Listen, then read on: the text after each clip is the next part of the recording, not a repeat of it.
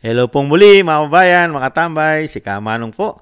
Nagbabalik po muli para po magkomento po sa inyo dito po sa Tambayan mga kabayan. Samahan niyo po inyong lingkod. Magkomentuhan po tayo mga kabayan. Magandang umaga po muna, tanghali, hapon, gabi. Madaling araw po sa ating lahat. Sana po nasa maayos po tayong kalagayan lahat mga kababayan. Ito po, komentuhan po natin mga tambay. Ito pong sagot ng ating Vice President sa walang kamatayang issue po na talagang grabe po ang mga patutsada sa kanya ng tinatawag niya pong garbage in, garbage out, mga kababayan. At ito po ay tinatawag din ni Atty. Guanzon na mga reyna daw po ng fake news at reyna rin daw po ito ng mga aso, reyna rin daw po ayon kay Atty. Guanzon. Pakinggan po natin ang sagot ng Vice President dito po sa mga issue ng travel, mga kababayan. Di po ba? Pakinggan po natin at sasagutin po ng ating Vice President. May isa pa ba, today lang naglabas act of organist na si Representative Tino. Sabi siya, question niya yung constant travels daw at tinawag pa dito ng pag-lamberda. Ano yung action natin doon? Ilabas din siguro ni, sino yan siya? That person, kung kinsa man na siya, ilabas din siguro nila yung travels ng mga members of the House of Representatives bago sila magtuturo ng mga tao na constant travel. And sa totoo lang, hindi naman ako nag-travel dahil gusto ko mag-travel. Nagta-travel ako, lumalabas ako ng bansa dahil frustrated na ang Filipino communities abroad sa nangyayari dito sa ating bayan. At pangalawa, bumibisita ako sa tatay ko na nakakulong. Okay, thank you. Ayan mga tambay, malinaw po ang sagot ng Vice President, lalong-lalo po sa mga naninira po sa kanyang mga biyahe. Nahandyan po ang tagapagsalita ng House of Representatives umano at nahandyan din po ang tagapagsalita ng Malacanang. Napakarami pong bumibira sa kanya, lalong-lalo po sa mga biyahe daw niya, mga kababayan. Ngayon, ano sabi ng Vice President? Bakit hindi nyo ilabas ang mga biyahe? Ang mga biyahe na may katuturan ba ang biyahe ng mga congressman, mga senador? At may katuturan din ba ang mga biyahe ng Pangulo na ginagastosan po na isang damukal na pera ng tao bayan? Bilyon-bilyon ang ginagastos po. Daan-daang milyon ang ginagastos umano sa mga biyahe po nila. Samantalang ang Vice President, ang kanya pong biyahe ay may dahilan. Frustrated. Masamang-masama na ang mga kalooban sa nangyayari sa ating bansa ang mga OFW. Kaya nga po nagpupunta siya sa mga bansa na mga may OFW para po bigyan niya ng pag-asa na huwag mawala ng pag-asa. Di ba? Huwag sumama ang loob sa namumuno sa ating bansa. Hayaan lang natin sila. Darating din ang kanilang pagbagsak at mawala na sila sa kapangyarihan. Di po ba? Binibigyan ng pag-asa ng Vice President. Isa yan sa layunin pala niya. Ayon na mismo sa kanya. Layunin niya. Dahil frustrated po Masamang-masama ang kalooban ng ating mga kababayan. Lalong-lalo ang ating mga OFW. Sa kabila na sila'y naghihirap sa ibang bansa para lang makatikim ng konting ginhawa ang mga mahal nila sa buhay. Pero ano naman ang ginagawa ng gobyerno sa Pilipinas sa panunungkulan ng binagawang Pilipinas? Puro pamumulitika, korupsyon. Pero ang problema ng bansa, palaki ng palaki. Palaki ng palaki ang ating utang na walang nahihita ang mga Pilipino. Hindi po ba? Bagsak na ekonomiya. Napakatataas na bilihin. Napakatataas na bayarin natin. Napakalaki na itinaas na naman ng gumagamit ng pulburon, krimen, at nagbabalikan na naman ang makakaliwa. Di po ba? Mga smuggler. Di po ba? At pati ang Pangulo at ang First Lady may issue rin ng pulburon.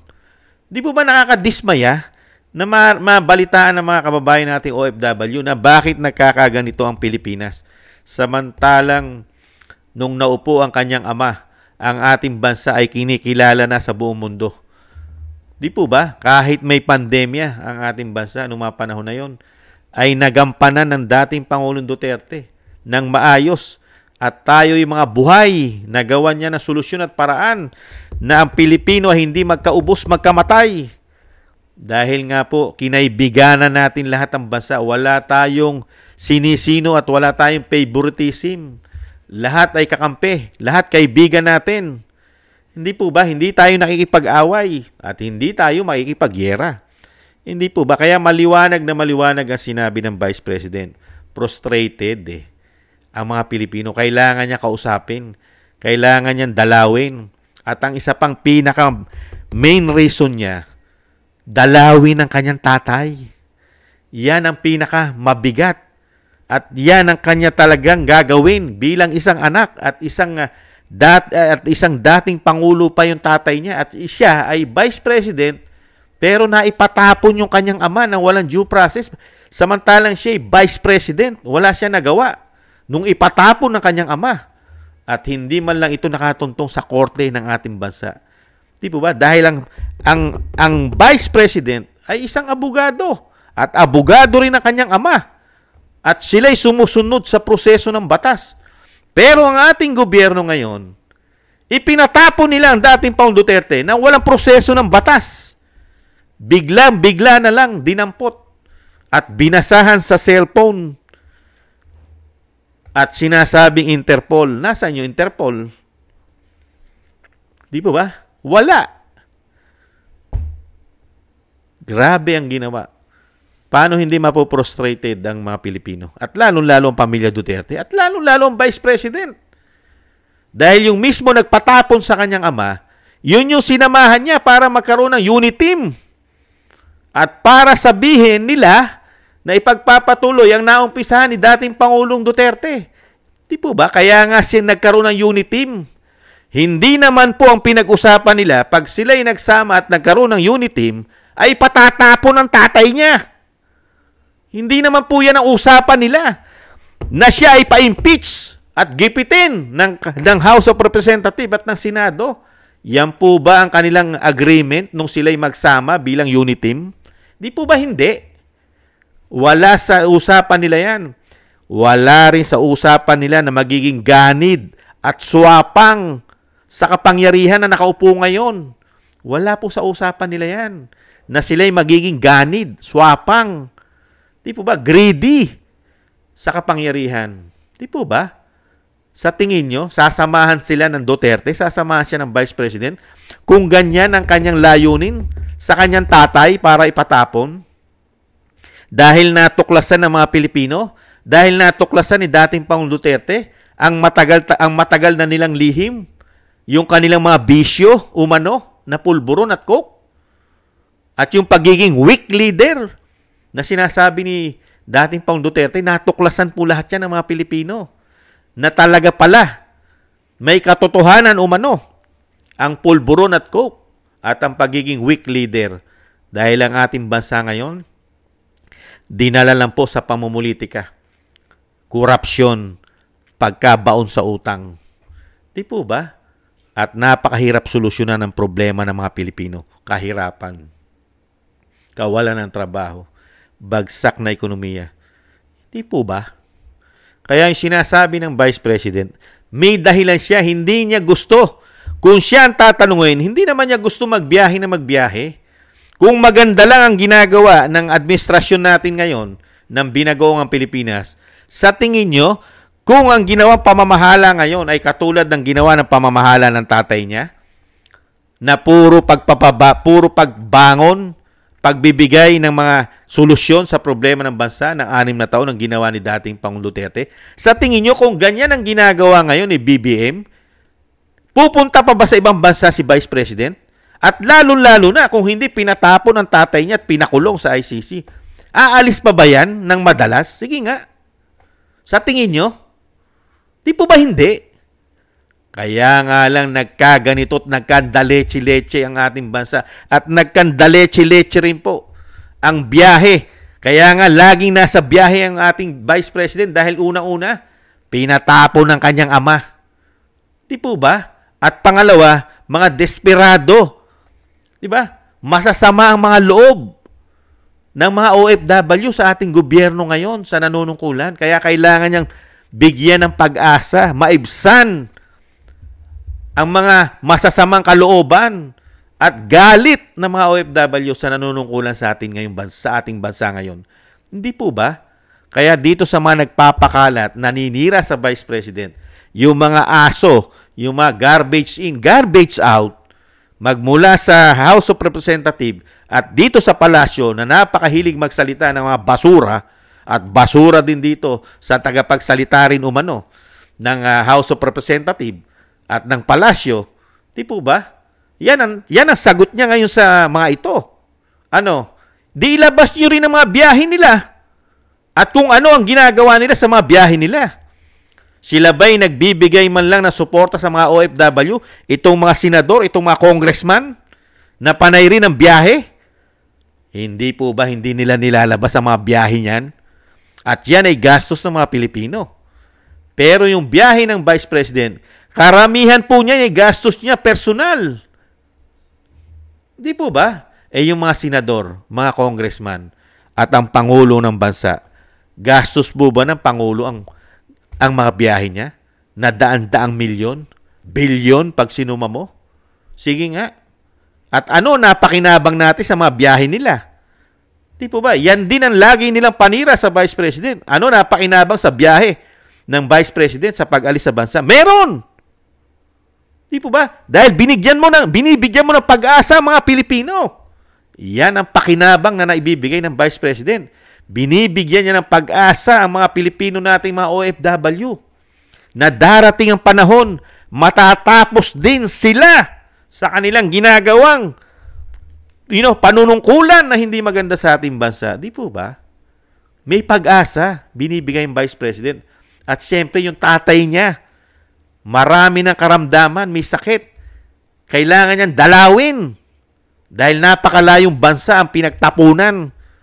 Sana man lang kung itinapon man lang sa Luzon dahil taga Mindanao ang ating dating Pangulong Duterte. Kung sa Luzon, walang problema. Saan pinatapon? Sa The Hague, sa Netherlands, sa ICC. Diba? Tatay mo yon. Kailangan mong puntahan, tatay mo. Diba? Kinidnap nila na walang due process. Di po ba? Kaya ngayon, malinaw na malinaw po sagot ng ating Vice President sa kanila. Itong mga nagmamalinis na mga politiko at mga nagmamalinis na tagapagsalita ng Kongreso at ng Palasyo na napakahilig magbigay at magbitaw ng salitang garbage, basura. Hindi po ba? Kaya lagi pong ang Vice President at ang pamilya Duterte marunong sumagot yan. Lagi po nilang sinasagot ang mga batiko sa kanila. At ang kagandahan nun, lahat ng sagot ng pamilya Duterte at ng Vice President, puro po sa kanila patama. At sila ang gumagawa nun. Di po ba? Trabaho nila yon. Magpasarap na magpasarap, biyahe na hindi nalalaman ng mga Pilipino. Sila ang gumagawa nun. Pero ang Vice President, yung biyahe niya, nakikidalamhati siya sa mga Pilipino. Binibigyan niya ng pag-asa. Laging ganun ang biyahe niya. Hindi siya nagpapasarap. Dahil unang-una, pupuntahan niya pa ang tatay niya na pinakulong. Di po ba? Mga kababayan, kaya nga masasabi natin sa mga politiko na ito, puro kayo plastic. Puro kayo nagbabalat kayo. Kala mo kay bubuti ninyo at kay gagaling ninyo na wala kayong itinatagong baho sa mga Pilipino. Kung hindi pa alam ng mga Pilipino, ay puro kayo buhaya umano, lalong-lalo sa pera ng taong bayan. Hindi po ba? Mga hindot kayo umano. Yan po mga tambay, ang sagot ng ating Vice President sa kanila, sa mga hindot na yon. Maraming salamat po sa mga naagusto po ng ating Tambayang Makabayan sa YouTube at TikTok at ganoon din po sa mga subscribers po natin. Thank you po sa inyo. Mabuhay po kayong lahat At sa mga magsusubscribe pa po, thank you. Sa mga nagko-comment, like, share, and subscribe, maraming salamat po. At thank you rin po sa mga nagbibigay po ng tulong at biyaya sa inyong lingkod. Shoutout po sa inyo. Kingston 123 ng Hong Kong, Eric Hercio ng Canada, Jake Yahut 4531 ng Maisog, California, USA, Gina Ray Solidides ng Berlin, Germany, Julieta Sileona ng Sydney, Australia, Baby Roman, Ate Isa ng Cagayan, si Jem Aris ng United Arab Emirates, Jobilin Watanabe ng Japan, si Pilam, Ani Jo, Teodorico Erguisa Jr., si Arfel Villacorta, Wills Bubbles 5697, Rosalina RK, Team 888, Michelle Yamaguchi Vlog, Norma Garcia, Gay at Siena, at si Ma'am LB at Sir Manny ng North Miami, Florida, USA. Maraming salamat po sa inyo mga kabayan. At ingat po kayo, lalo po sa inyong mga paggawa. At syempre po yung dasal at panalangin po sa pamilya Duterte. Sama po natin sa ating mga dasal na maingatan po sila. At lalo po ang Vice President at ang dating Pangulong Duterte na madugtungan pa po ang kanyang buhay at kalakasan sa ginawa pong pahirap at talagang grabe po na pahirap ang ginawa ng binagoong ang Pilipinas sa kanya. Sana po malagpasan niya po ito at hindi po magtagumpay ang kasamaan, mga kababayan. Madugtungan pa po ang kanyang buhay at kalakasan at makabalik pa po sa lalong mabilis sa ating bansa. Maraming salamat po mga tambay. Tayo rin po magdasal. Magdasal po tayo at manalangin na tayo po maingatan at ang ating sambahayan. Thank you po. Bye-bye. Paalam.